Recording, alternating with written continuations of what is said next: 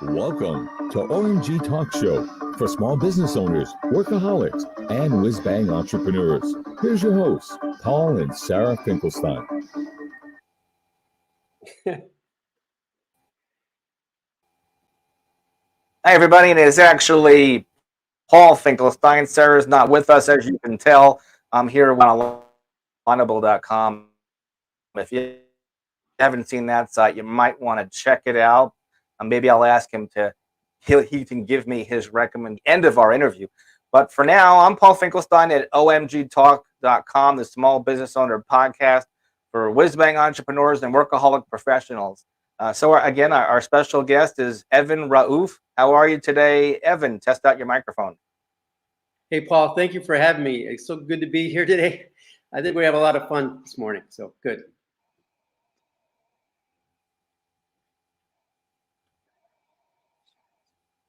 Excellent. Let's dive in and learn about you. I got a whole bunch of questions for you, not exaggerated. So sit back, relax.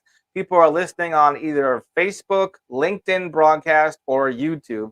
And I'll give you those links later how you could find it, or you could always look up my name as well, Paul Finkelstein, or omgtalk.com. You can click on the social media icons at the top, and that's how you could find the live recording or live actually. So our first question for Evan is, what inspired you to venture into the world of optimal health and fitness coaching? Well, Paul, everybody has a story, and I've actually been in the fitness space, health space for 20 years. I actually was, the story is I got into fitness and exercise because I had to. I was born with a form of cerebral palsy that impacted the right side of my body. And so the transformation that happened because I did certain things, the reason I exercised when I was younger is different than it is right now. But that started me on that journey. And I did things for other years. And then, I started as a personal trainer in people's homes. And it's evolved to, as the times have changed, it is more in tune with really getting people healthy and really caring about what happens to somebody in regards to their health. And turn that light on in terms of understanding what health can really mean to them. And so that's how I got started that way. And I think that also gives me access to be present for people, because I said everybody has a story and they can start exactly where they are right now. And that's the beauty of being healthy. Get up a notch. And, yes. So that's really my reason for doing things now. Here's another question to throw at you. How do you define emotions and emotional fitness? Health is really living with intention, everything we do. And so, you have to be intentional in regards, that is your mindset, and really being present to what's available for you. And really, someone has to learn new skill sets to be, emotionally fit. And you can be intentional, but also how your body performs and how your body reacts in terms of nutrition, etc., impacts your emotional wellness. And how does that emotional fitness relate to the role of overall well-being?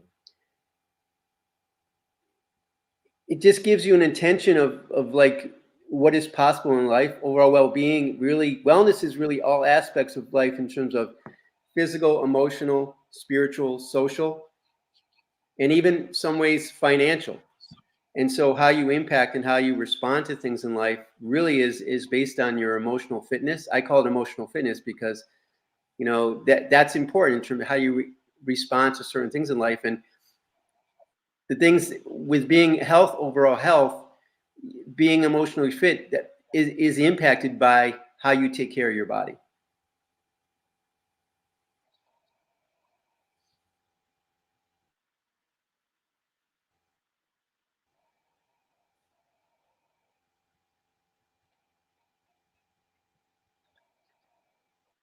I think that sets it up for us pretty well.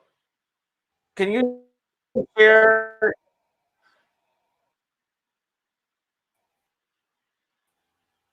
Right. Can you share a transformational success story from your coaching experiences? Well, I have a couple, but I think one that most recent to me, not so much recent, the last couple years, I can share about one of my clients, Linda. She had actually, let me, with Linda, it was really amazing because she's been always physically fit, and we've been working together for like 6, 7 years. And but she had bone marrow cancer, and she's had 2 transplants, and she survived. Where and her being physically fit throughout her life and working with me, really, I think it gave her access to really be shows the importance of how being physically fit, because you don't know what's going to happen in life, because there's some things we can control, some things we cannot. So I can't say for sure that her being physically active throughout her life impacted that, but the sideline benefits of being physically fit and emotionally strong really helps people get through these traumatic situations and survive. And I've had several clients similar to that, where they've had challenges, and being physically fit and also emotional. Again, it becomes, there's other aspects to exercising and nutrition and taking care of your body that really, that's the outcome of what you do. It's training. To me, I've actually had this saying, training for the performance of your life. You don't know when you have to be ready, but you're going to be ready if you're taking on your health.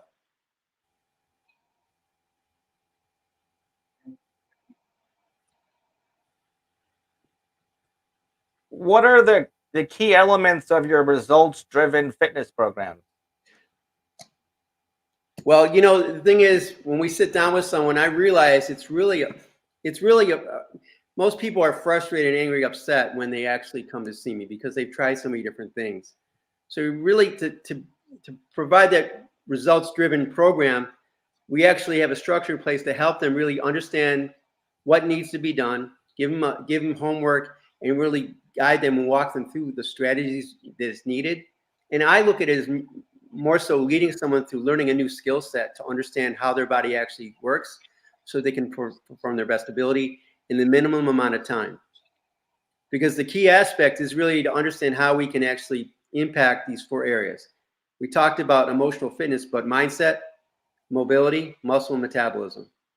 And the outcome is that, to me, you'll feel better about yourself because you're taking care of your body, and you start loving yourself, because the act of taking care of your body like that is showing you that you love yourself, so that you can start being present for things around you that are non-physical, and you have everything can be handled a little bit better because you're physically fit and emotionally strong.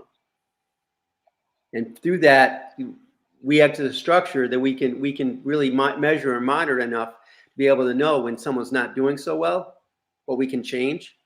And then when we document things, this in society today, a lot of people always go to what I can't do.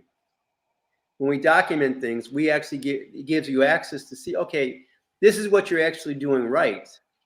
We can tweak something a little bit and really change something around so that you can get a better understanding of it. And then that's also the education piece to know, okay, this is the difference. We have to make a difference and change.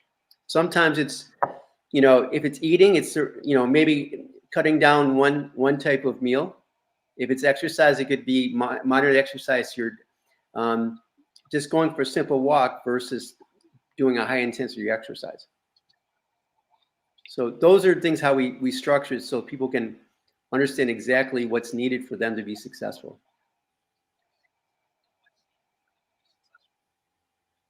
So how do you integrate mindset coaching into your fitness approach? Well, as I said, health is really is living with intention in everything we do. And someone really has to be coachable and really be open to really looking at this. At the same time, for us to really be able to, meet someone exactly where they're at, so that we, in the beginning, I said everybody has a story. So really acknowledging someone's story, where they're at, and looking at, okay, how can we actually help you learn? People learn in different ways. And we have private coaching, we have small group coaching. And so that, depending on a hybrid of both, sometimes that works. So that, that helps people feel more comfortable because they can have access to getting in tune with what's going on with their body. And then they start feeling more comfortable, maybe working with other people. That's right. So those are things that we actually make sure someone's comfortable where they're at. And once we have the baselines for certain things, then we can see how we can challenge somebody. Because I think once we actually understand the baselines, we know we can push you just a little bit further to get a little bit better. If we don't have those baselines, then you're working hard. I actually love the phrase, I don't want you working hard. I want you challenged. Because when you're challenged, we can push you. When you're working hard, you're going nowhere.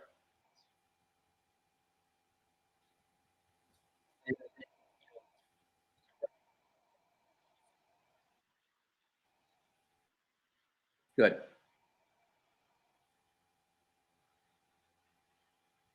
So could you elaborate on the significance?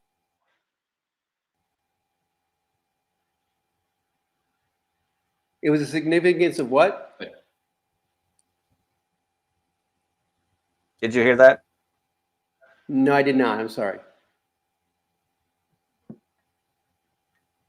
If you wanted to elaborate on the significance of mobility in achieving peak performance. Mobility and achieving peak performance. I got that. So that's really important. I mean, a lot of times mobility is really in terms of everything we're doing in life, how we move, how we sit, how we stand, our posture. And so being mindful of that really is important for us to really help people understand, in terms of simple posture, sitting here in the chair here. If I sit forward too much, too long, it's going to affect how I'm speaking and how I'm looking. So really, it's important to help people understand how to stretch and improve their mobility through all ranges of motion, so they can body perform the way it's supposed to be, to best their ability. That's really how it should work, for sure.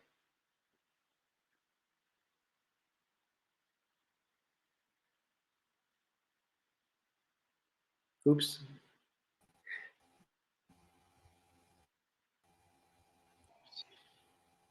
So I hope that answered your question. It looked like I got disconnected, but you were still online the whole time?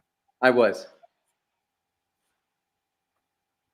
We're a good team. I was holding the fort. Okay, so maybe they heard a little bit of it, but yeah, exactly. Let's jump to number 7. I'm sure that some of the other questions will maybe answer some cross between the questions. But what does optimal health mean to you, and how do you help clients achieve it?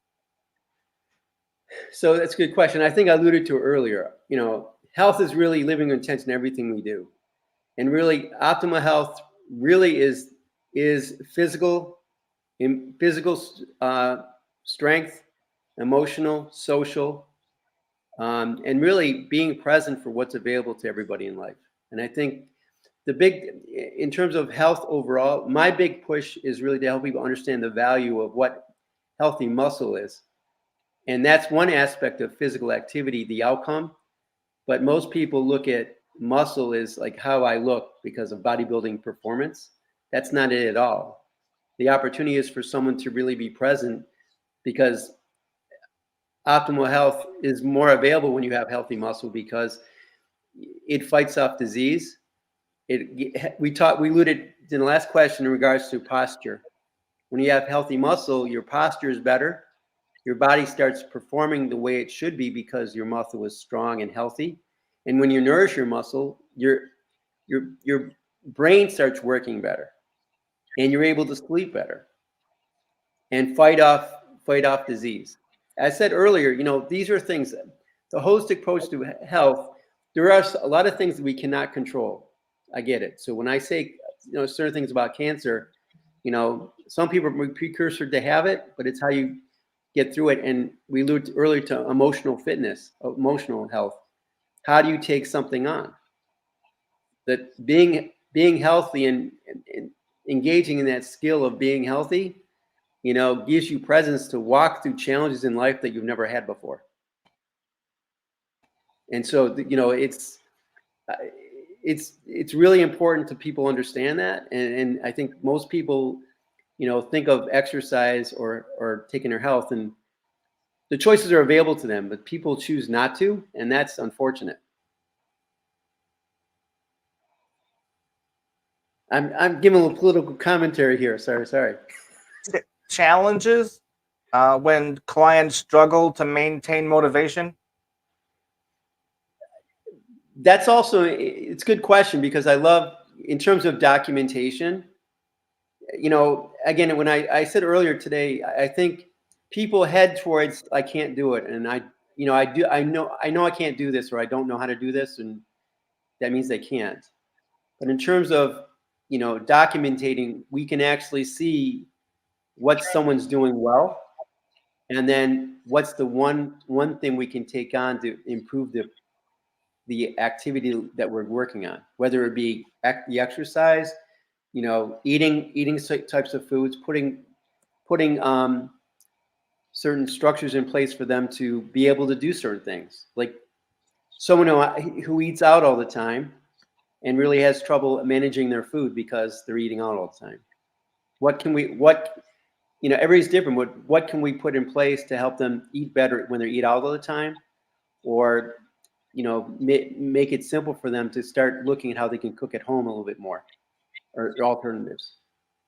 Having a conversation with someone to kind of help them kind of make that transition to look at what's best for them.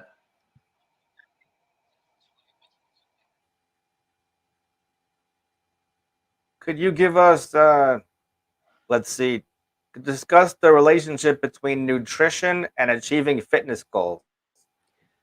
Good. That is a good question, because a lot of times, I work with several clients that their focus is really on exercise and physical performance, but the nutrition goes hand in hand. If I exercise, if someone sits, I would say if someone sits on the couch eating bonbons, oxidative stress is going to form, and it's going to start impacting your body in a negative way. If someone exercises a great deal and then they don't nourish their body with proper hydration, that means drinking, a certain amount of water per day, having a certain amount of fiber and protein every day, and getting enough nutrients in their body, magnesium, vitamin Bs, and vitamin D, and et cetera, and other nutrients. Those all go hand in hand to help muscles recover and your body to recover. Because the most important thing with exercise is rest and recovery. Because your body is the nutrition nourishes your body to perform at its best ability.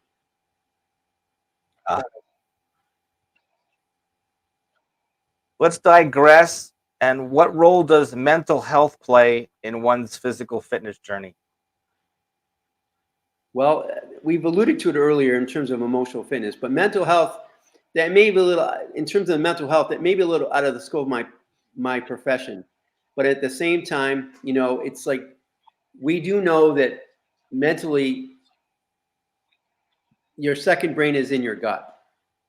So what that means is, we talked about this in the last question about nourishing your body. Something simple as drinking more water during the day gives your body access to nourish your body. Your body is almost 70% water. So if you're not drinking enough water that really helps balance it out. Now, that's also too, vegetables and fruits are 70 to 80 or 90% water as well. So that's also one reason why we want to nourish our body, to get that back in balance. And we know that when, the microbiome in your gut and your intestines, when that is working more efficiently, then it'll help you improve your emotional health, etc. It's really important for people to grasp that, because it impacts how that's also impacts how people sleep at night as well. But and if you have the proper nutrients and proper mobility, your body's performing the way it should be. Believe it or not, we're on question number 11. Okay.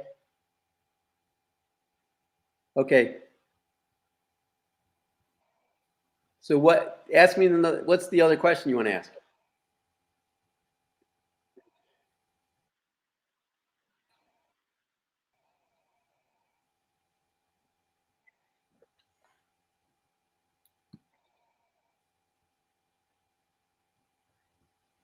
So believe it or not, we're on question number 11 that are complete, maybe not as much internet interruption, but this one here, 11, how do you tailor fitness programs for individuals with diverse needs and abilities?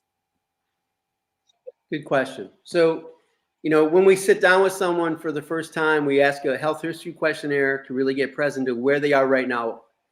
As I said before, people are usually, they've tried those things before and they're not really, they've lost hope to what's really possible. So being present with them, get them ready in the right stage.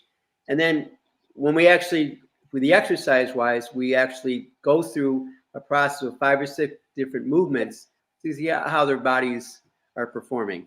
Whether we do a squat test, overhead movement test to be able to see how their mobility is. Is it something that's ingrained in them, or is it something physically they can't do? And then based on those 3 or 5 exercises that we do, I'm also educating people on how to do things. Because the thing is, sometimes when people say, well, I've been exercising all my life, I've been walking all my life. But how have you been?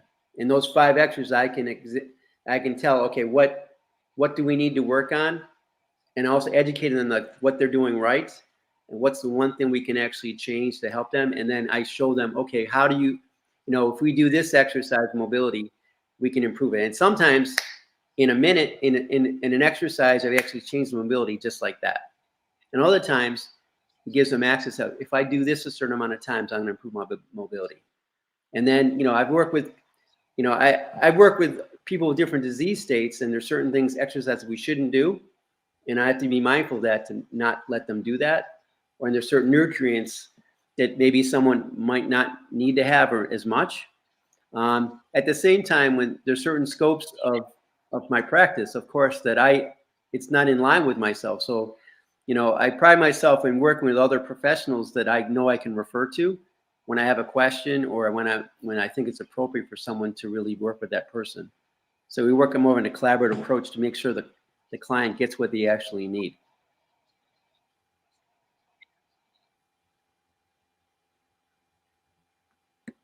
What advice would you give someone just starting their fitness journey? What advice would I give to someone just starting their fitness journey? Coming up, the first thing, being open to be coachable and teachable. The second thing would be sit down with someone, a professional that understands all gamuts of health. And the most important thing, I think, is exercise. That's from my background.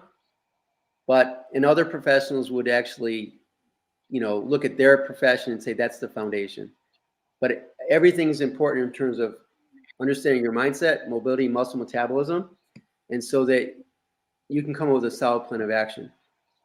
Anybody can fall in love with any one workout, but it's a training plan that really sets them apart to get the results they need. Because in a training plan, the opportunity is that you get to look at, okay, some days you're going to do things you don't really like. Some days you're going to do things you love. But the most important thing about it is there's certain rest and recovery periods in there that are very, very important so you don't overtrain or undertrain.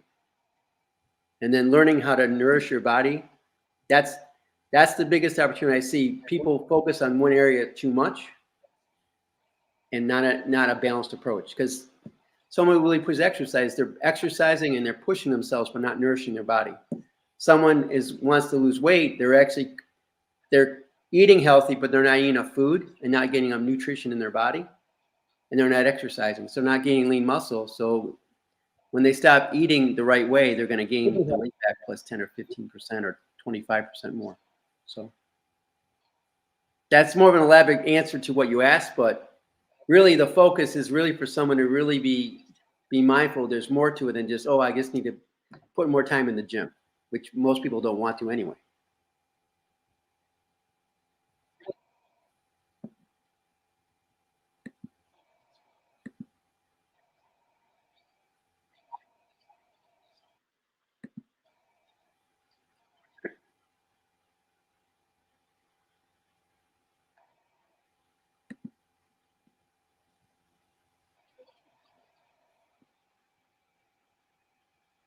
Right. So, can you share your perspective on the impact of technology on fitness and health coaching? It's interesting you say because we've actually expanded our practice. We're actually working with all the health professionals and personal trainers and fitness owners. We have a software platform that really gives them access to really measuring and monitoring clients. And today in technology, there's a lot of wearables that help people really understand the intricacies of how their heart works, how their heart rate is, and we can measure and monitor things in a different way. And that's also why it's important to have a professional be able to put those all together for you, because the technology is there for us to really get the numbers we need to get precise about someone's own health. There's certain testing that you can pay for to get to know, okay, this is exactly what I need to. But if you're going to pay for something, you want to make sure that you're ready. That's what I was saying earlier about being coachable. You're ready to be coached and ready to take on the aspects that are needed to be successful. The technology is there in so many different ways that it does get overwhelming. But it's putting it all together that really gets you present to what you got to do for yourself.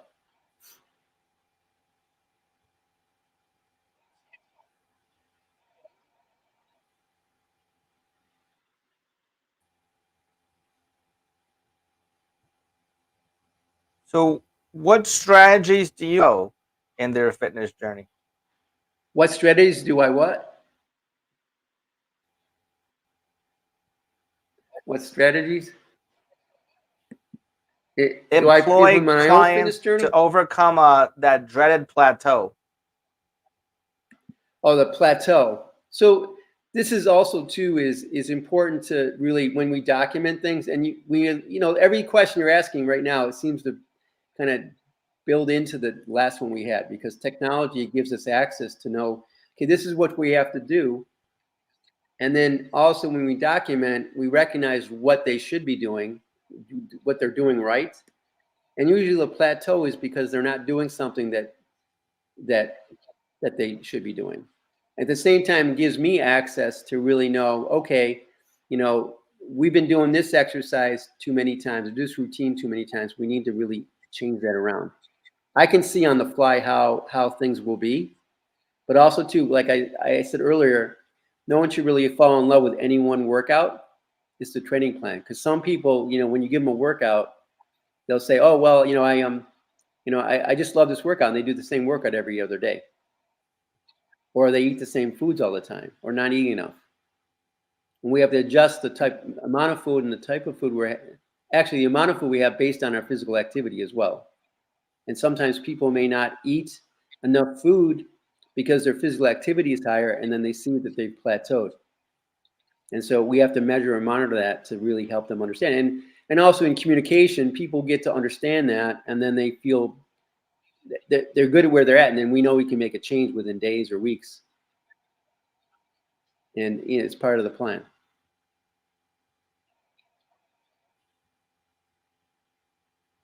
So, how do you balance pushing clients toward their goals while ensuring their well-being? It's a good question. I alluded earlier, like I don't really want someone working hard. I want them to be challenged. And that's why, like in our industry, in the fitness industry, it's like sometimes when you go see someone for an assessment, they'll give you like a push-up challenge or a squat. How many push-ups can you do? How many squats can you do? But how can you actually ask someone to do that if they don't know how to do it or don't do it correctly? So in education, we actually look at where someone's at right now, and based on where they are, I know if someone can do X amount of push-ups against the wall, then they should be able to do X amount of push-ups in a different way, and then also a full push-up on the floor. So in regards to that, like being mindful of who I'm speaking to, their disease state or their emotional state, know how I can push them or challenge them and feel good that they're feeling the results. Because just one more squat or one more push-up can make a difference on someone's emotional well-being, because they feel good about that. But it's not something you kind of do right away. over the course of time as they're doing the work. We're very mindful of that. But that's also too in regards to making sure that if I'm seeing someone exercise-wise, or we're talking about, because I can't be in the kitchen with them cooking food, I can only see what they document. So in that regards, it's the opportunity is to really be present so they're feeling good about everything they're doing.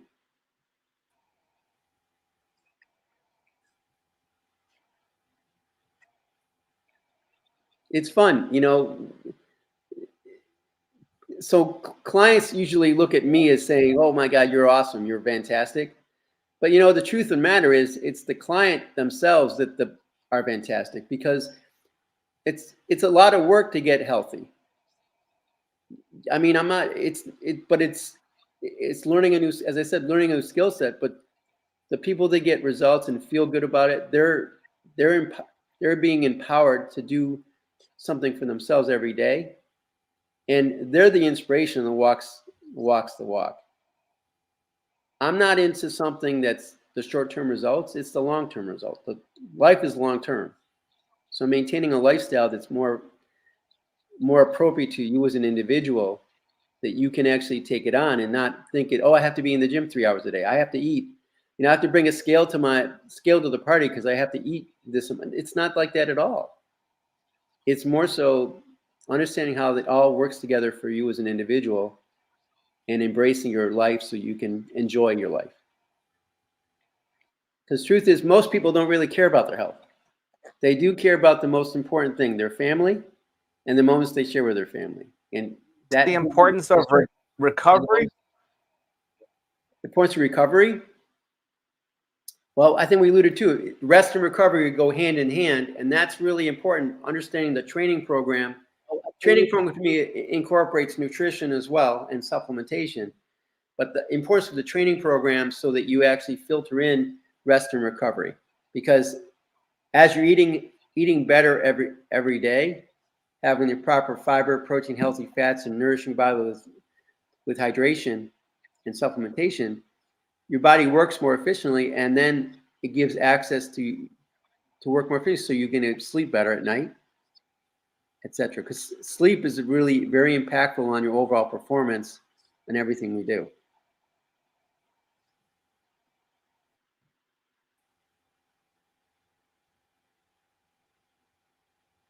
Okay, so what are the most common misconceptions people have about achieving good health? It's a good question. I think in regards to that, it's like when people come from exercise, it's like they think it's important for how much can I lift? How much can I work? How much can I bench? But it's how you perform each activity, and also understanding, you know, I'm not going to say it's easy, because there's simple things we can be doing every day. There's simple things we can do, but it's not so easy, because the discipline of learning something new and what's going to be, and also the weight loss industry looks at, they're not really concerned about you losing weight. You want you to lose weight in the short term, but this is the long-term thing. And so the long-term thing is being mindful. So if someone takes 30 years to gain like 40 or 50 pounds, cannot expect to lose weight in a month or two. And so the longer it takes you to lose the proper weight. So if someone wanted to lose 50 pounds, if it took them 50 weeks to do that, more likely they would keep it off longer, and they're learning a new skill so that they can keep it off longer and feel better over the long term. If someone loses weight so fast, they haven't learned the new skill set. Their body is out of whack because they haven't learned how to nourish their body outside of losing that weight. And the opportunity is they probably will gain about 10 to 25% more weight after they go off it, because they haven't learned the new skill.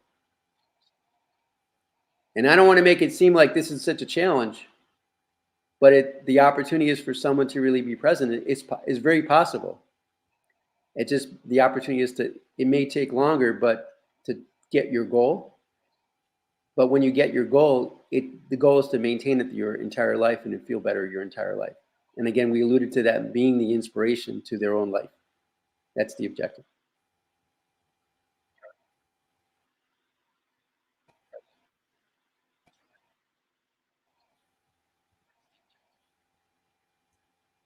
This is fun. So how does your health program that are out So there? how do I, my health program, I use it as a foundation for me. I mean, what I do regularly it has an impact on how I talk to people and how I communicate to people, but it's really important for people to separate my workout to what someone else does, because everybody's individual. But I work out every day. I actually had an experience of cycling where I cycled a lot. And I also had an experience, like, for a period of time where I used to do cycling for the Pan American Challenge, the cancer research and MS. And I stopped doing it because, I was training 25 miles a day to do 250-mile bike rides. And when I stopped doing it, I don't have time to bike 25 miles. So I'm not going to do it. So I got in the habit of changing my workout around. And now all my workouts are done within 30 or 45 minutes every single day. And I incorporate mobility, and I have to incorporate mobility for my body, because if I don't, I'll be physically sore, like most people. But nothing's ever perfect. But I enjoy eating ice cream and all those fun things. But it balances out because I take care of myself 85% of the time, 90% of the time.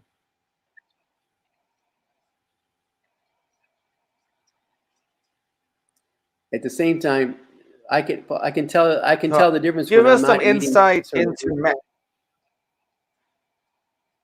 into what. Give you insight into which? managing stress for improved overall health. Okay, that's a good question. So, Stress is the opposite of ice cream, dessert. yeah. So, so this is also too is the function of the body. If your body's out of balance, if you don't drink enough water, get enough nutrient in your body, and you don't get enough sleep, your body is more prone to stress, to reacting to stress. More so, like, we have to have stress every day in life. It's how you manage it, and also learning a new skill, how to perform. But when you actually exercise regularly in the right intensity and nourish your body starts working better, and your body is not under stress. So then you're present to be able to learn new skill sets, to be able to learn how to manage stress effectively. Because when you recognize certain things that happen consistently, that we are attracted to the same things we've done in the past. But once we realize that in the past is back there and we are present right now, we still have to learn new skill sets to really manage that. When something comes in your way that you feel like you need to manage, there's another skill. We need to learn how to manage that so we can move forward. That's the benefit of exercising, take your health, because you really get present to other things that are available to you, not so much physical, but emotional, in terms of discipline, focus, and how to walk through things that are challenging in life.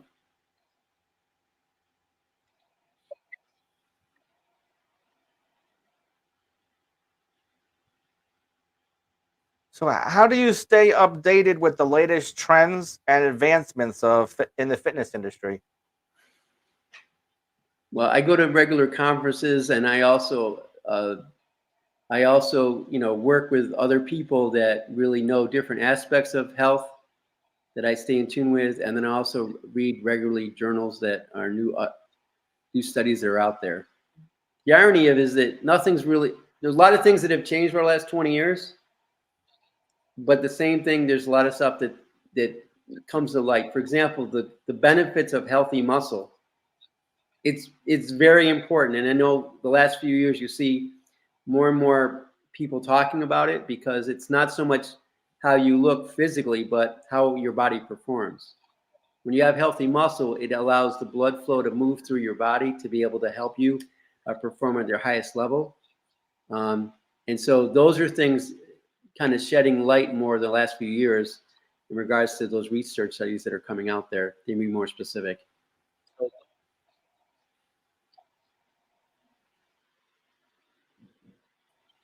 But alluded to earlier too. I mean, it's the physical aspects. How about elaborating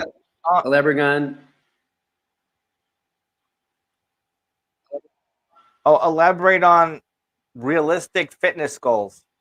It's interesting because that's also to keeping clients and people in line with what's really possible. I mean, what's really possible is anything, but then we have to put the work in. So being realistic, like getting the basics down to learning how to do certain things and educating them, and like, okay, what are you willing to give up to reach your goals, and setting that pace for them. Anybody can compete in a marathon, a bicycle marathon, within 6 months. How you perform is different. So those are things that being setting realistic goals of achieving that versus how fast you do it is really important to really be mindful of it. And the truth is, most people haven't done a marathon or ridden a bike 100 miles. So even just doing it at whatever pace you do it is a tremendous feat to get them present for that.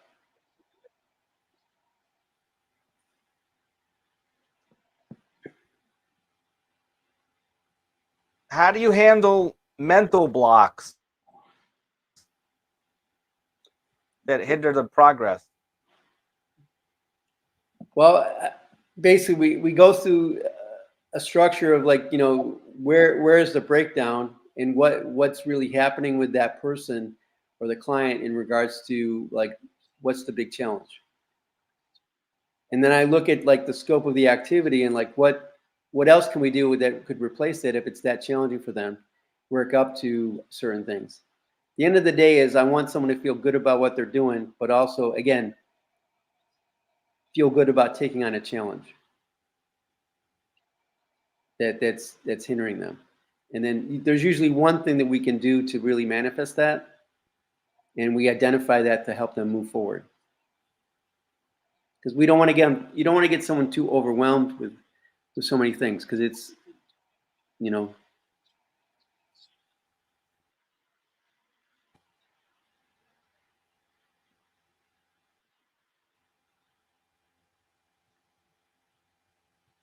Talk to us about accountability. It's a good question. Accountability. Like, I can't work with clients every day. So the importance of me laying out you just alluded to as well, like, the mental block, if I lay out a program for someone that's too daunting and too unrealistic for someone, they may not be able to handle right away. But being present with them to say, okay, this is what you can do. And if I give someone a workout program or a program altogether, it's like, okay, you said you're going to do it. If you don't do it, try to figure out what's in the way from them doing it, and helping them move forward with it. And that it goes hand in hand with what we talk about mental blocks, because there's something in the way of them doing something, but trying to keep it simple so people can feel good about the simple activity.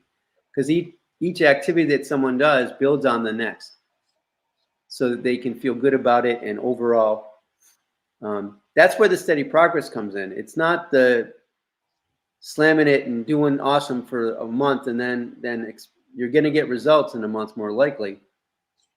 But then again, you won't be able to sustain that because no one can ever manage that forever. So building that process of, the discipline of doing something and moving and eating the right types of foods. Something as simple as, taking one less drink a night, or one less cup of coffee, or, one less cup of coffee. Those simple things. Sometimes that's where you start with someone.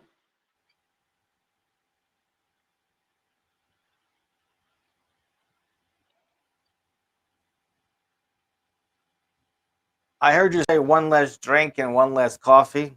I Yeah. think that's good advice. How do you create a supportive community among your clients?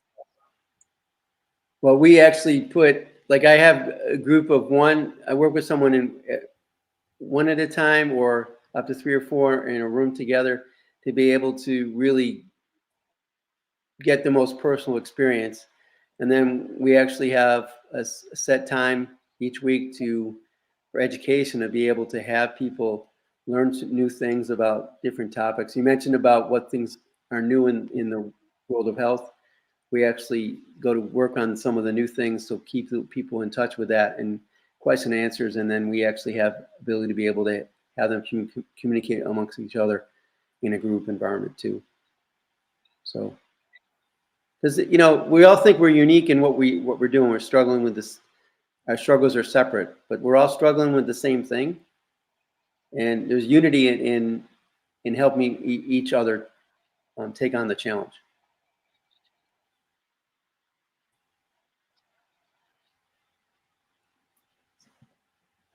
So, what's your perspective on balancing work, fitness, and personal life?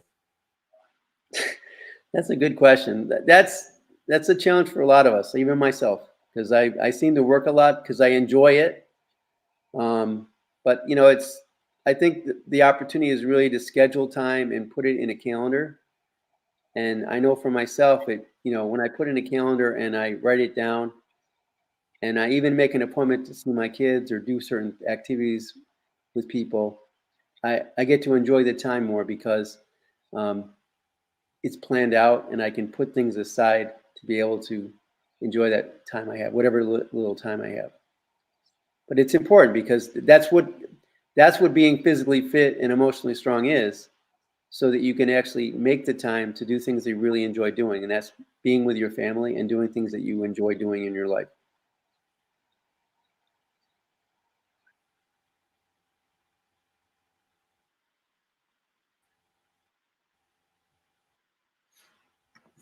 I think that this question is the $1,000,000 question out of all the questions.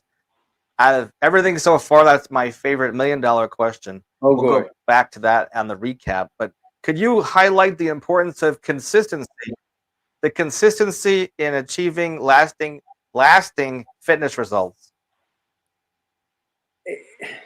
It's a very important consistency, because this is what I was alluding to earlier. People come and they're very motivated to get something from them. That's a motivation is more of a reward. And once you get the reward, like the Super Bowl, right? You get let down because what's next? But the activity of the consistency of doing something every day that you enjoy, and you may not enjoy in the beginning because you feel you have to do it, but that's where the reward comes in, because you won the prize of getting to a certain weight. But the consistency of learning that every day, you're learning the discipline, you're learning focus, you're learning about your body, learning how to challenge yourself. And then one day you look in the mirror, and all the inspiration that you were looking at elsewhere is right in the mirror. And that's what it comes down to, is the consistently that turns the motivation into the inspiration that you are as an individual. And so now, it's that consistency that helps you get to that point. And again, always being coachable. How do you approach coaching individuals with a busy schedule? That really is a challenge sometimes, because we can break it down, workouts and things that they have to do, and look at, okay, what's available, have access to be able to eat healthy, nourish their body, exercise. Because even 15-minute exercise a day is more than adequate enough for someone to really get results. And again, a lot of times people are busy, but they're busy because they're avoiding something. So the more they take it in, the more they start feeling results, they'll start making time for it, because then it's important. Because if you're spending, the more you're able to manage your time more effectively, the more results you have.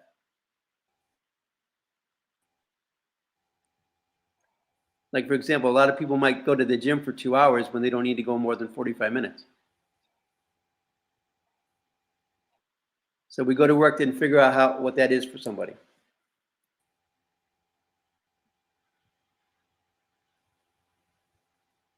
So that last question was coach. Any last thought on that? What was last thought on which question? Any last thought on busy schedule? No, I think I just said that the busy Approaching schedule, individuals with extremely busy schedules. I don't think I need to elaborate on it. I think it's important to like just doing something, but also being present to the individual in where their schedule is and kind of plugging in what they actually can do in a minimum amount of time. At the same time, evaluating. I know that time is really important to people, and I think I'm guilty of it and managing that time. So like, again, if someone goes, you might think it's a lot of time to go to the gym. Well, can we actually put a space in the home to be able to exercise so that it doesn't take as much time? And also too is you don't need to spend more than 30 minutes doing any type of exercise, 45 minutes at the most every day, but you can get a lot done within those time periods. You don't need, and saving 15 minutes to 30 minutes a day doing something is a lot of time. So meeting someone exactly where they're at so that we can actually get to feel the results they deserve, and then they acknowledge it, and then they'll be able to spend more time if they want to, or be happy and satisfied with where they're at right now. And they're going to get the results they want.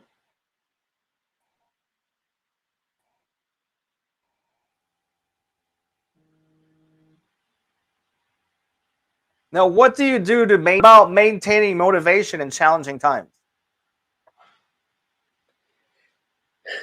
That's always a big question, right? But that's also where you have a support system. You want to, I think I found this in some cases where either a man or a woman, it's like their spouse, they have a certain goal and they want to reach it, and they start seeing or feeling results, and the spouse is not on board as much, or they love them exactly where they are. And any change, you have to really look at, being present to, I'm not changing because I don't love you. I'm changing because I want to be a better person with you. And so getting through those challenging times is really important to really get people on board to really, this is a lifelong process to be healthy.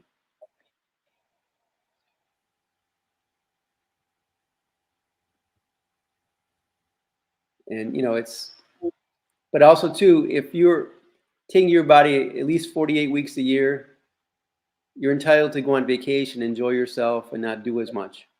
It's just like any activity. Like you want to be able to enjoy doing certain things, and if you don't exercise or don't take your body as much when you go on vacation or a cruise, that's why you're doing it, because you want to be able to enjoy yourself. And so when you actually get back from vacation, you get back right into it and you start exercising or taking care of your body more so.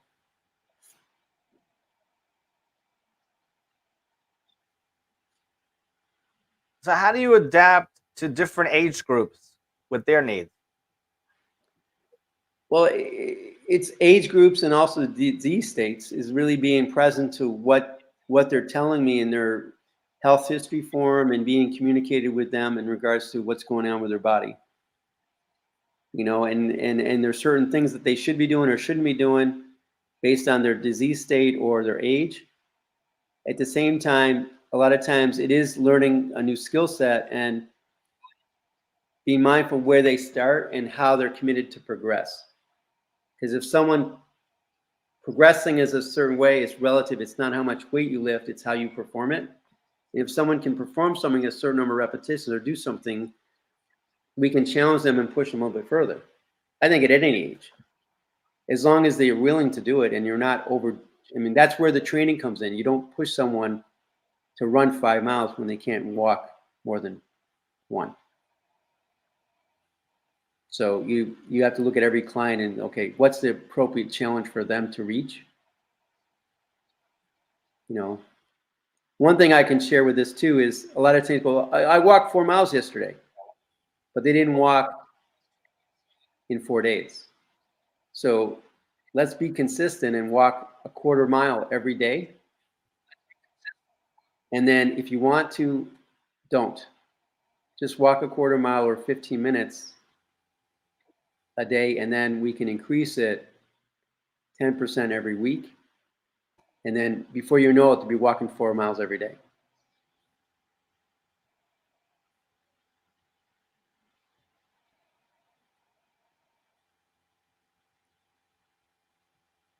But at the same time, when I just said that, if someone has knee issues or Okay. hip issues, they're probably for walk very long. So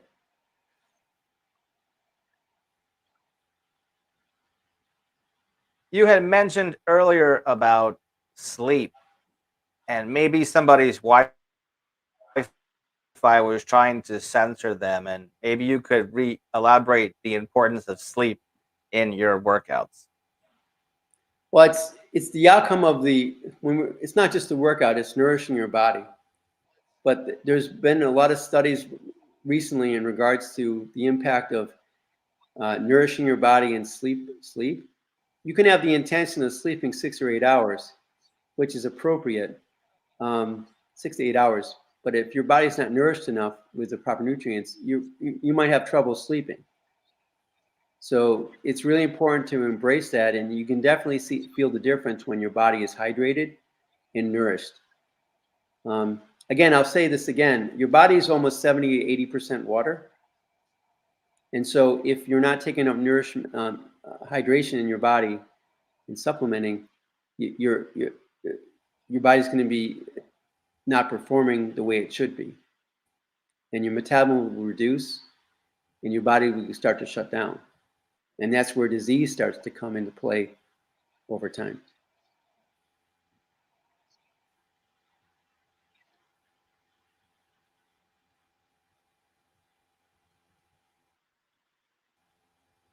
Okay. So, how do you incorporate mindfulness practices into your coaching methodology? I think it's important for us to really get present to where the individual is. It's always that way, right? Because everybody's different. But in regards to that, like, give them certain tools to be able to really know, okay, what's happening in terms of their body. What's the difference between what's good pain and what's bad pain? Because, if, like, for example, an exercise, if someone is if someone has trouble performing exercise 3 or 4 times, that's repetitions, then more likely is it because they don't understand how to do it correctly, or is it because they're not strong enough? If they're not strong enough, then we need to look at, okay, what's the other modification we can do in terms of the exercise? If someone can perform a certain exercise for 25 or 30 repetitions in good form, then I know that we can increase the resistance to a certain percentage so that they can be stronger. But we're not sacrificing form or posture. And so those are things, being mindful of that to help people be present with it, so that those foundations really get people access to start lifting more, in not so much lifting more, but challenging themselves a little bit further to perform better. And those simple things really get present for people, and also, helping people identify, like, if something consistently happens that's getting in their way, what are the triggers that really do it? So now, how can we address those triggers so we can actually help people move forward from it?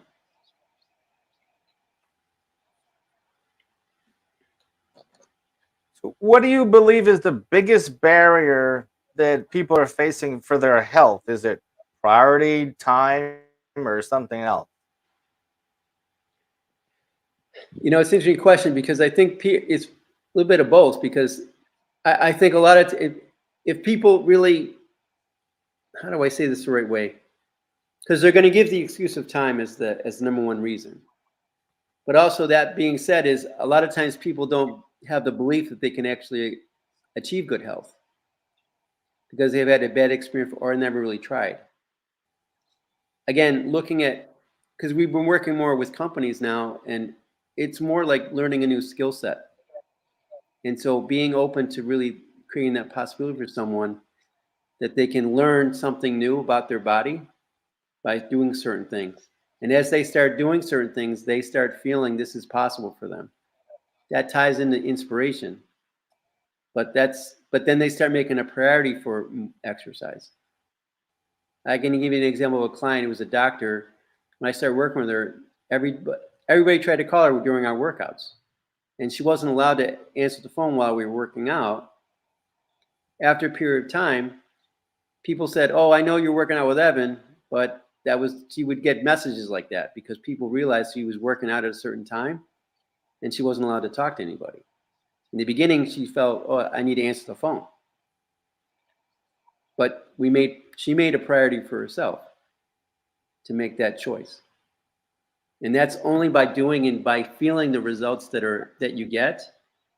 And then you also start transforming and say, this is a priority for me because I know the outcome of how I'm going to feel.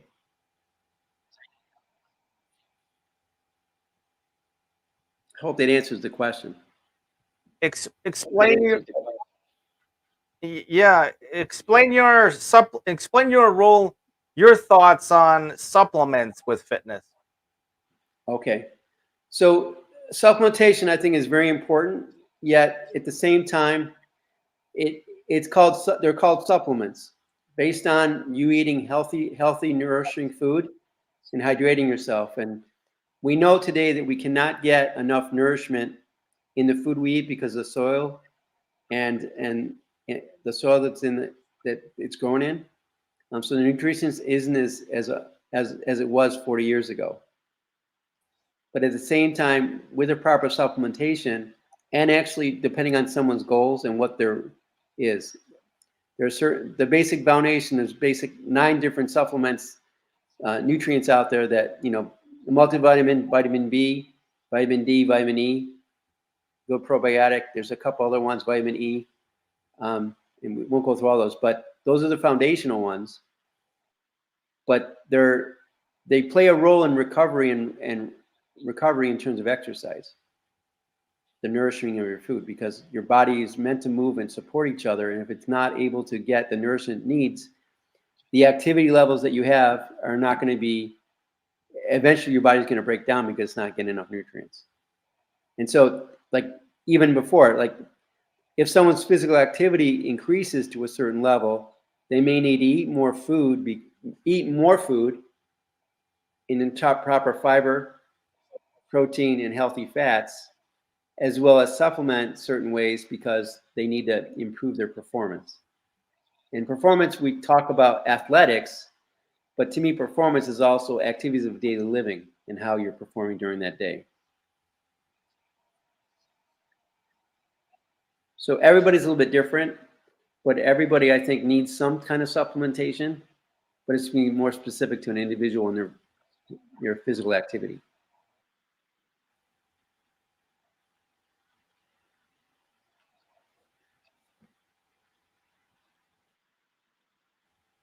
So when you measure success for physical transformations, is it inches, pounds, energy, shrinking clothing, or baggy clothing in your closet? Those are all really what people look for. I think it's really how someone feels, and also the little things that make a difference. Like, a client of mine that, one of the clients I first worked with, he worked on me for a few months, and then he came in and said, "I can't believe it. My wife yelled at me because it was so cold in the living room." And she says, "Who opened the window?" And he said, that window has been closed for 8 years, painted shut. And I never even tried to open it. And then I opened the window and I didn't realize I did. I sat down. Or the client that actually, had to take three trips to bring her groceries upstairs because she couldn't do it. And then one day she said, "I couldn't believe it. I brought all the groceries in one trip and sat down and I realized I did it all in one trip." She didn't even, like those things are like surmountable because those are the impacts of like being physically. You start doing things without even thinking about it. And those are the personal success stories that you don't really hear a lot, You only hear like, oh, I lost this amount of weight. And that's where someone says, well, I lost weight in 3 weeks. Well, that's great because most people do. But it's keeping it off for a long term that's really important, and how you feel. And being present for the people around you love and care about the most. That's the most important thing.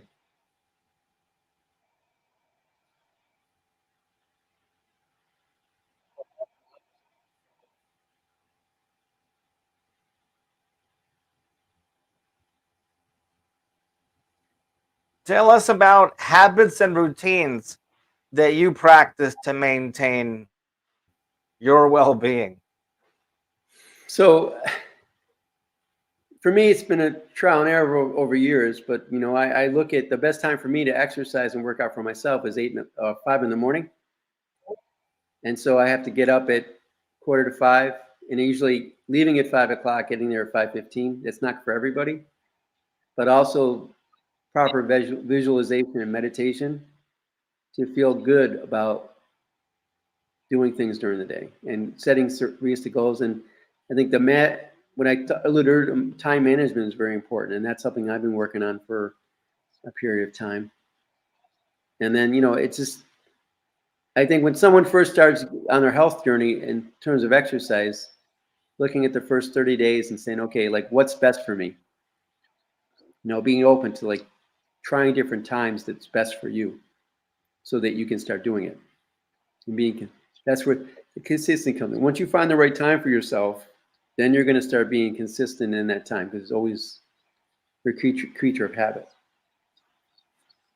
But being conscious of the structure you put in place to do certain things to help you, your emotional well-being, as well your physical activity, and even that of discipline of time to like plan your meals out so that you know what you're having.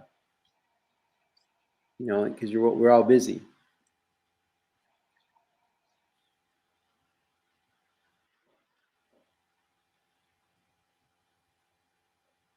So how do you address fear of failure among clients' journey? That's a good question. So I think for me, I try to keep it simple. There may be other professionals that do differently things, but I really feel like in terms of educating people and really talking to somebody and asking the right questions to really help them take that first step to really, push them through something that they had trouble doing. But that's also like if a failure of lifting a certain amount of weight, to me, it has to be at a certain place to be able to do that. And also, that's also an education, so people know this is a long-term plan and what's realistic. Like it's achievable to lose 3 or 4 pounds or 5 pounds a week for a short time. It may not be the best way. So even if you're trying to lose a pound and a half a week is more successful, it might take you a year to lose 70, 80 pounds, but it's the best way to do it because you'll be emotionally strong but no one really actually sees the fluctuations in that weight. Because some weeks you might gain 5 pounds, lose 5 pounds, other weeks, and then you might lose 1 or 2 pounds, etc. But the net effect is 1 or 2 pounds a week. And that's the most healthy part about it. So at the end of the day, it's more educating people and really getting present to what they really committed to, and walking them through that challenge.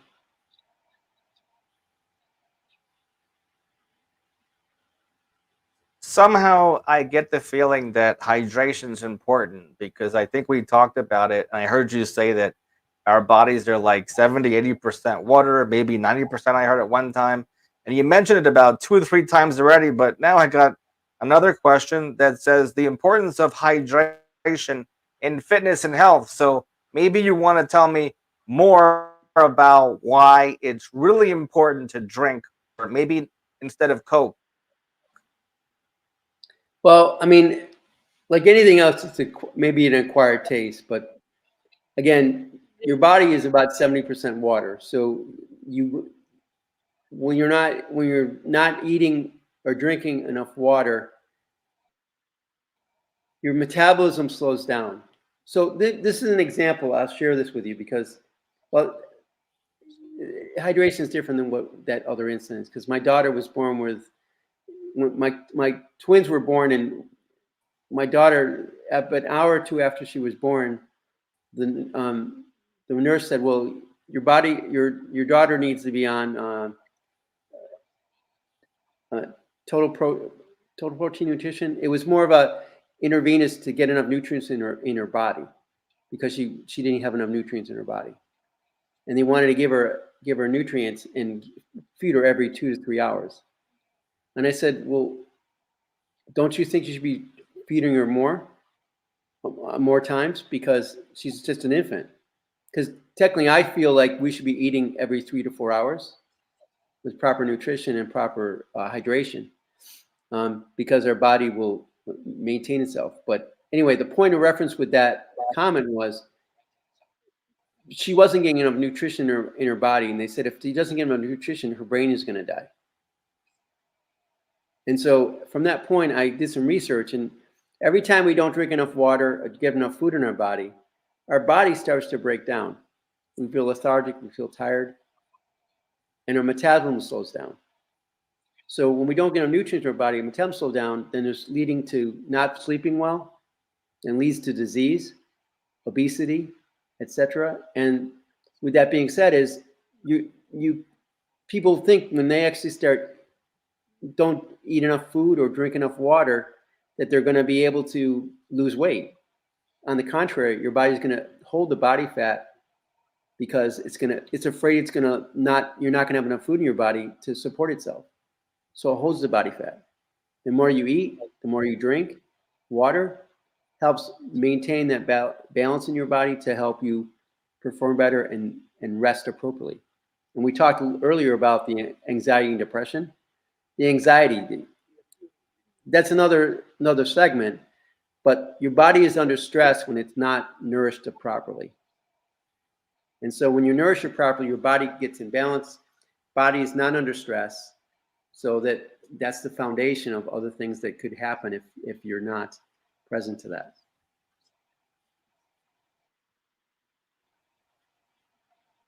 And something simple as drinking, 16 ounces or 24 ounces of water at every single meal, 3 meals a day, could make a big impact on your health.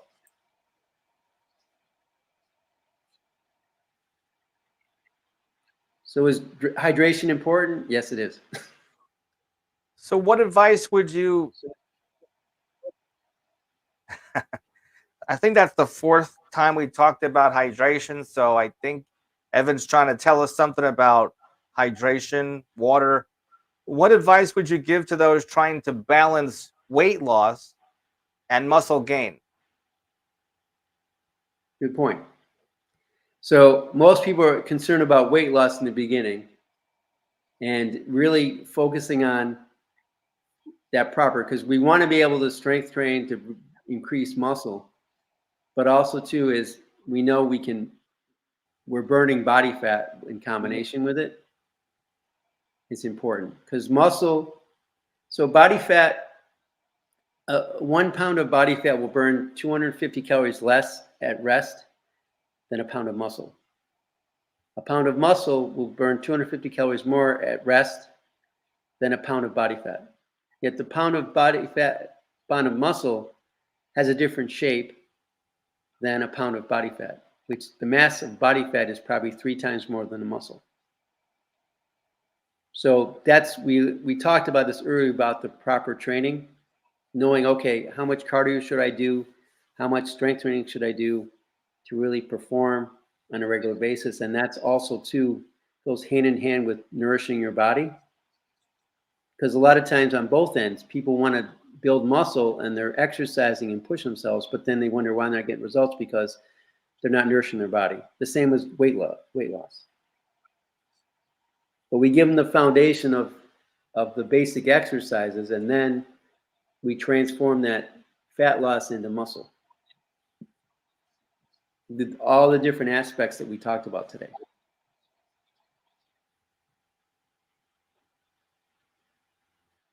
I would think that this is the second $1 million question coming up amongst all the other questions or $1 million questions here in your specialty. But what do you do when it comes to setbacks and injuries and dealing with that? Well, it depends on the individual. I mean, well, it's not depends on the individual how they get the injury. Hopefully, it wasn't a result of something that we did together. But then again, that's also the importance of being present to the training program. You know, and like the setback of an injury, like someone who, like I remember one of my clients, she fell off a curb one day, and she walked in the gym with a leg around cast around her ankle, and she said, "I'm ready to work out, but we just have to modify my workouts," because obviously she couldn't do certain exercises. But it's like the setback was like, how do I? She wanted to work out, and we made adjustments based on what she could do. And then injuries, you know, that's where we work with a physical therapist if someone's injured, or when I meet with someone, they have something that I feel like I can't support with corrective exercise, from a chiropractor or a physical therapist, and then I'll work with them to look at, okay, what exercises would you recommend for these people that could help them build that foundation so they start exercising more. And 9 times out of 10, when someone's injured or has an illness, if they do things a certain way, they'll become stronger and even more impactful than they were before the injury or illness. That's in my experience.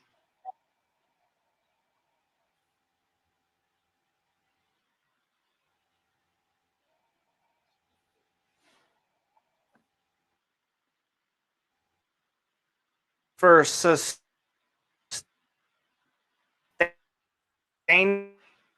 fitness? For sustainable fitness, the truth is, I mean, that's also understanding about the training program so that you don't overdo it. You know, you can push yourself to a limit. I've had a few clients that, you know, they were type A personalities and they ran all the time and they didn't nourish their body. And, you know, it's like they came to me and said, I wonder why I had a heart attack, because I take care of myself all the time. But that's their interpretation of it. And there's, again, when I say that, I say very cautiously, because not everybody that there's certain things that are out of control that exercise. But at the same time, this all comes together in terms of sustaining exercise over time. Is moderate exercise over time will get the results, maybe take longer, but you're going to be consistent. At the same time, fueling in intensity levels of the exercise gives you a chance to rest and recover, so they can reduce the chance of injury and, you know, optimal performance. I mean, you know, reduce the chance of injury, but give you access to optimal performance.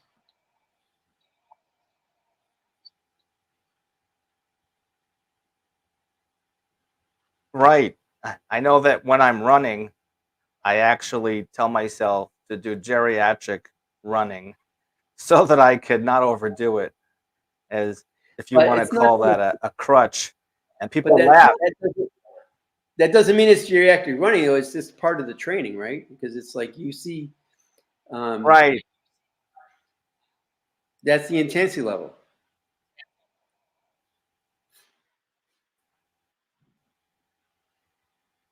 Yes, sir. Let's see. So, what impact does mindset have over overcoming plateaus?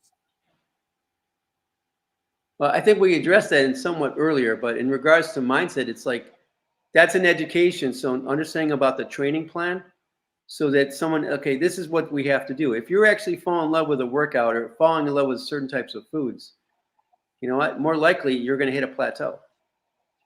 Like if I love eating ice cream every night, and you're wondering why you're not getting results, that, you know. And that being said, on that ice cream, you know, sometimes people eat aren't mindful of what they're eating. They just eat and don't remember what they had.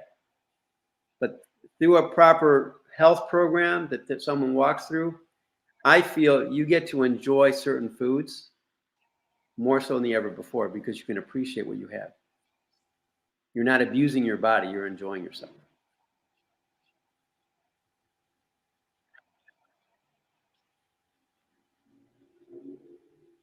Good point there. And so that would lead to, how do you personalize nutrition plans for different body types and goals?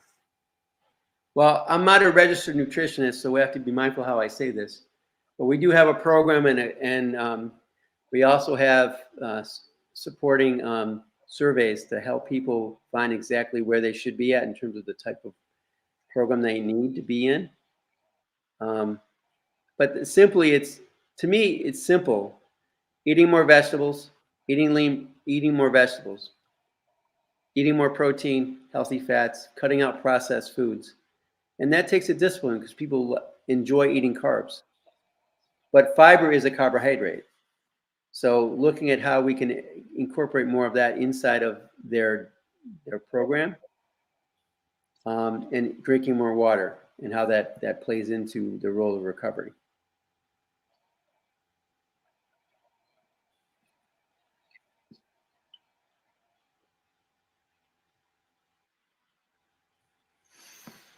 Okay.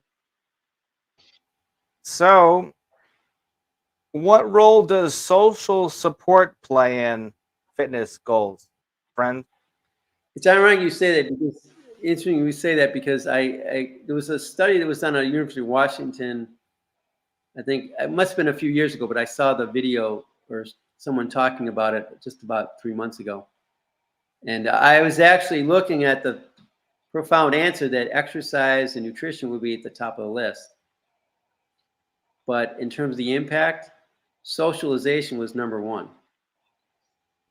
So this is also looks at trends in the fitness and health industry where, personal training was more so over here a few years ago. Now there's been a lead toward small group and larger group training because of, again, socialization. You go and you enjoy the community you're in. And that's also, I've worked with several clients that really understand. We work together because they like the group exercise program, but the personalization goes down the more people are in the exercise program. So this is even more important why someone needs to be more mindful of what they're actually doing in times of these group programs, because they want to enjoy the time with other people that are there. That's why they go, not so much because of the exercise anymore. And again, that some people just like the socialization. Some people, they like the group environment, and other people are more timid about it. But I think at the end of the day, it's very important, socialization. It's even more relevant the last 3 years since lockdown and the COVID virus. Good point there. We mentioned motivation before, but maybe you want to touch upon, how do you maintain your motivation after you achieve your goal so you don't stop? I think but that's part of the process when we talk to clients and really get them to reach their goals. It's like we talk about the long-term game, and this is just part of it. But also too is, if you're learning a new skill set, then we look at different ways to help them get motivated to go to the next step, and look at other avenues that really are outcomes of what they're doing. Like whether it's maybe doing an event that they want to run in or bike in or what have you, or other activities that would be important for them. Like I had a couple older clients that one client I can remember a couple years ago. He says, we're getting older. My wife wants to go to Greece, and I'm not sure I can do it, so I have to exercise. So I worked with him for a year, and he was able to go on that trip to Greece with his wife. And he said, it's a great experience, because he felt good about going and didn't feel like he was holding everybody up because he couldn't walk well. So the goals aren't always just how much can I lift.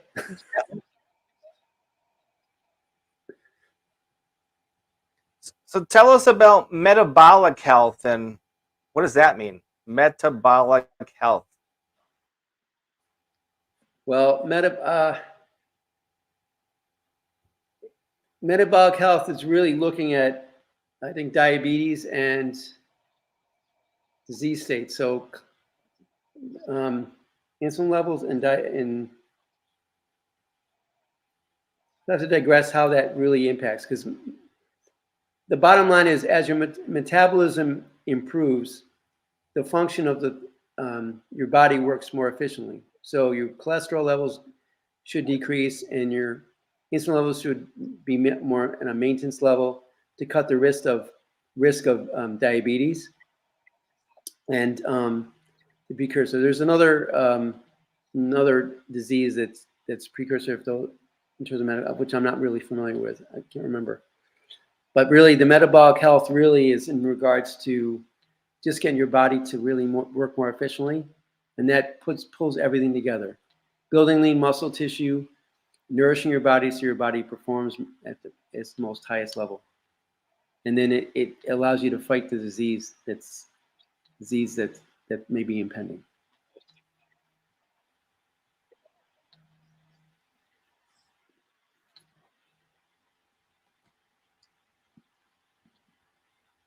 Tell us about building mental resilience through fitness training. I think I alluded to earlier. You learn a lot about yourself when you start lifting, pushing, and pulling heavy things, or you're walking further than you thought you could. You know, one of the things that is funny, I read an article a few years ago, and then I actually was more present to it. It's more than a few years ago, but it stated about to see the people that, as much as I talk about proper training and what you should be doing, at the end of the day, when you actually at a marathon, 26.2 miles, and after the cameras are gone, and after you see all the lights going, and then the people that are actually running and finishing the race, you're like, they didn't have no training plan. There was something bigger than life, them doing it, because there's no way they could have finished. I remember one time, my first time I did a MS bike tour. It was 75 miles the first day, and I didn't really train for it at all. I just decided to do it. And so I rode my bike 75 miles the first day, and I couldn't walk, and I had a massage, and the next morning I was wanting to give up. And then I hobbled into the area, and all these people, it was MS, people that I felt like, my God, they're doing this, I can't give up. Because they were riding their bikes for a better cause than themselves. And so you look at the mental fortitude of that, you learn a lot about yourself when you're taking on your health. And it's people don't get that. But that encompasses everything, like all the things we've talked about today. It gives you access to be present, to take on really what matters most to you. And as I've said many years, training for the performance of your life. You don't know when that's going to be, but you'll be ready when things happen that you need to have happen.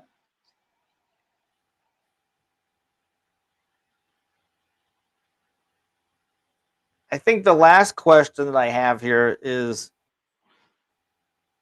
and probably not your intention the way I'm going to ask it, but in 100 years from now, how do you envision the future of fitness coaching? So we won't be here in 100 years from now. Maybe we will if we can live to 150 or if we're close to that.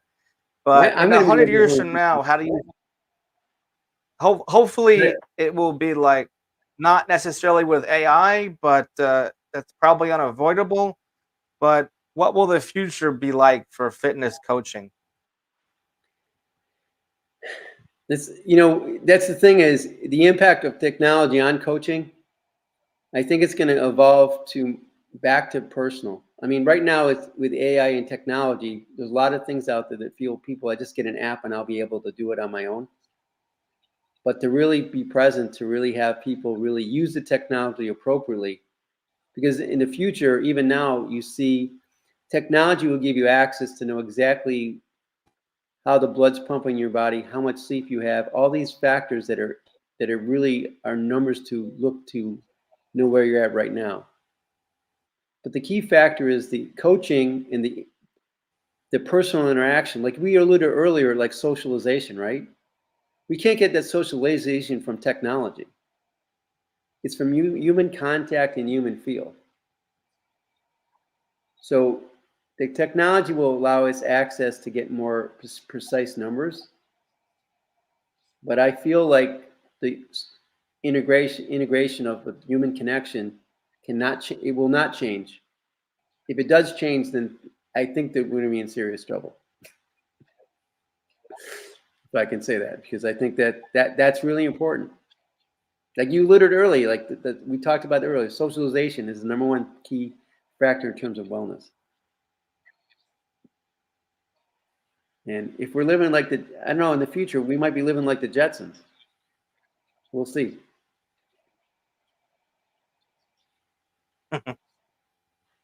Right. So tell me, any last thoughts you have so I could wrap up the longest interview I had with maybe some hiccups with Wi-Fi. That's the beauty of having it not edited, so that if you see something in here, we can tell people to go to 32 minutes into it, because I really loved when he talked about X, whatever X is. But tell us any last thoughts before I wrap up, then how you want maybe somebody to reach out to you. If you want to feel comfortable, you can say your phone number twice and slow, a website, look you up on Alignable, etc. Okay. Well, I appreciate you inviting me on your show today. I really love all these opportunities to be able to share the message. I just love working with people to help them wherever they're at, because the full potential is inside of them. And once they realize, like I've changed my wording the last few years in terms of learning new skill sets, because you realize the full potential of what your body can actually do, and then you get to enjoy the people that matter most to you, your family and your friends.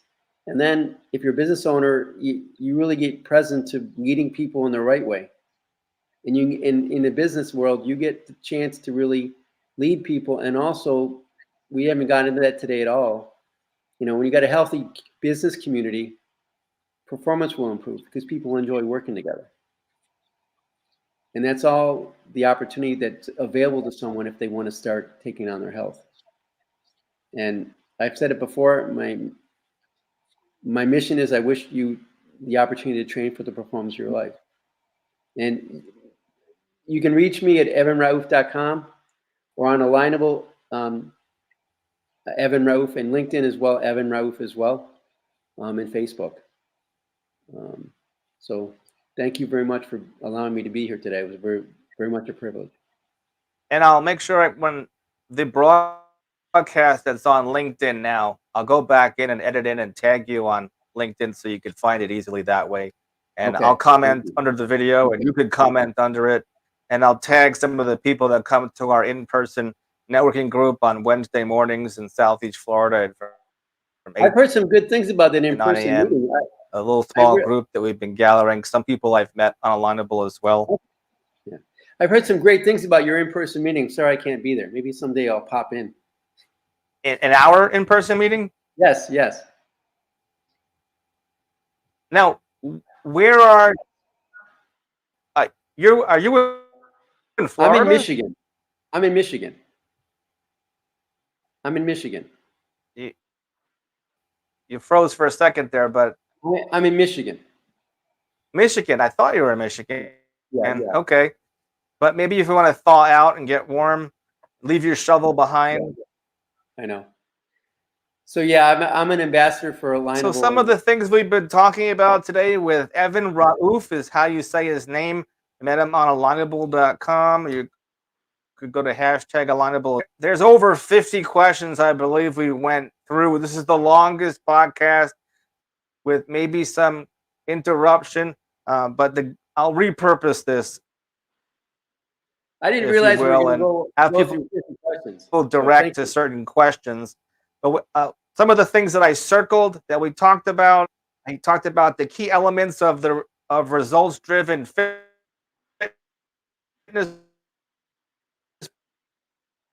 programs, about tailoring fitness programs for individuals with diverse needs, and multiple times in our talk today.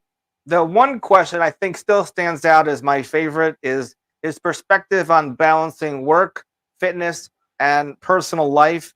And he answered that by saying a simple calendar and planning out your day. And if you plan out your workouts, then you could be present in them, and because it was scheduled, and everything doesn't have to be and can't be spontaneous in our lives to actually get accomplished. He said one less drink couldn't hurt, one less coffee couldn't hurt. He said that our second brain is our gut. And he mentioned about rest. Rest is important as well. What other things did he say? Out of the 50, some of my highlights: Evan works out at 5 o'clock in the morning, so I imagine his phone might not ring at 5 o'clock, but maybe you're probably still sleeping around the couch then. I did, for a good habit stretch, was running on the beach at 5 a.m., and I need to get back into that habit as well. We talked about not overdoing it so you could have a sustainable fitness plan, amongst a whole lot of other things. I think he said if you get into a fitness plan, you could have ice cream so you could enjoy life. And I think the ice cream is meant to for a reward and not really meant for a consistent diet like having cereal or your wheat. That being said, I'm Paul Finkelstein, and we just met Evan Raoof on omgtalk.com, which doesn't stand G, by the way, like you think it is. It stands for online or offline meet and greet. So OMG stem from that. Bang alcoholic professionals. And we'll have the last word to Tony from TRC Voiceovers. And stick around for a sec. We can chat if the Wi-Fi lets us. And we'll let Tony say the last word if the slide comes up, hopefully with technology. Or I'll just play it. You've been listening to the OMG. Just for listening, grab 28 grand prizes at omgtalk.com or onlinemeetandgreet.com.